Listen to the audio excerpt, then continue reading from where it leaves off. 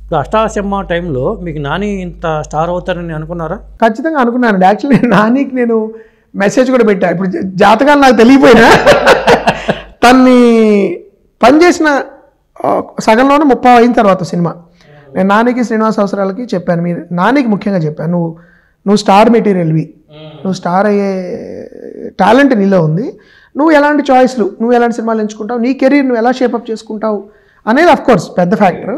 But raw material, original star material అయితే నీకు ఉంది, యు ఆర్ స్టార్ మెటీరియల్ నేను చెప్పాను. ఇప్పుడు నేనే కాదు, నా నిర్మాత రామ్మోహన్, అష్టాచమ్మ నిర్మాత కూడా చెప్పాడు. So we believed that Nani has, అంటే మనకు తెలుస్తుంది కదా ఒకప్పుడు ఇతనిలో ఏదో స్పార్క్, ఎక్స్ ఫ్యాక్టర్ అంటాం, అదేదో ఉంది అని, అది నిజమైంది. So I'm happy. ఇప్పుడు తర్వాత జెంటిల్మెన్ చేశారు, మళ్ళీ మీ నానితో ఎప్పుడు మీరు చేయబోతున్నారు? నానితో మన వి కూడా చేసామండి. అయితే అది వి డబుల్ హీరో ఫిల్మ్. అది మళ్ళీ ఏం లేదండి, నేను ఎలా నాని కరోనా టైంలో వచ్చింది కదండి, అది ఒక పెద్ద డ్రాబ్యాక్. డైరెక్ట్ ఓటీటీ, అది అదే డైరెక్ట్ ఓటీటీ. నిర్మాతకి డబ్బులు వచ్చినా అది అలా వెళ్ళిపోయింది కొట్టుకుంటా. అఫ్ కోర్స్ తర్వాత వాళ్ళు అమెజాన్ వాళ్ళు చాలా హ్యాపీ లేండి ఆ సినిమాతో, ఎందుకంటే అది ఫస్ట్ కోవిడ్ రిలీజు, విపరీతంగా చూశారు అందరూ. బట్ ఎనీవే పాయింట్ ఏంటంటే, నాని నాకు రాడే కదా, నాకంటే ఇష్టం కదా అని చెప్పి నేను గబుకుని ఏ కథ పడితే ఆ కథ తనతో చేయడం నాకు కూడా ఇష్టం ఉండదు. సో ఏదైనా ఒక స్పెషల్ స్టోరీ నాని అయితేనే బాగుంటాడని నాకు అనిపించాలి, తనకి ఇమీడియట్గా కనెక్ట్ అవ్వాలి. ఇప్పుడు నాని అష్టాచమ్మ నాని కాదు, నానికి ఒక ఇమేజ్ ఉంది, ఎక్స్పెక్టేషన్స్ ఉంటాయి. But at the same time నానికున్న అడ్వాంటేజ్ అంటే ఎలాంటి పాత్ర అయినా రిస్క్ తీసుకుని చేస్తాడు. అలాంటప్పుడు నానికి నేను ఏదైనా కొత్త రకమైన పాత్రతో వెళ్ళాలి. ఈసారి వేరేగా ఏమన్నా నాకు నిజంగా అనిపిస్తే స్ట్రాంగ్గా ఖచ్చితంగా నేను నానితో ఎప్పుడు చేయడానికి నాకు ఇంట్రెస్ట్ ఉంటుంది, తనకి ఉంటుంది. But we want do it when it's really special. ఇప్పుడు మీలో సినిమా ఆలోచన మీ నాన్నగారికి ఎప్పుడు చెప్పారు మీరు?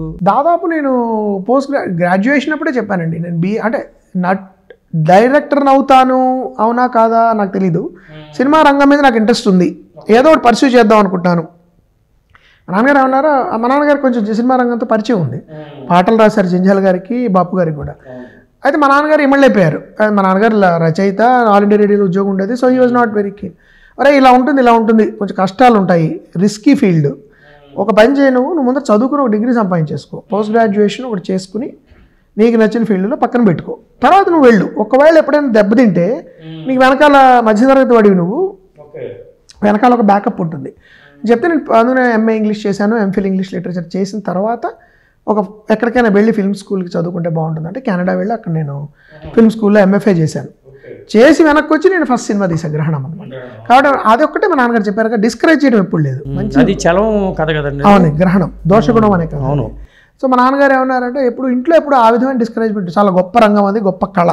మా ఇంట్లో సినిమా రంగం అంటే చాలా ఇష్టం ఉండేది, పాటలన్నా సినిమా నటులన్నా అసలు ఆ మీడియం అంటే చాలా ఇష్టం ఉండేది అందరికీ.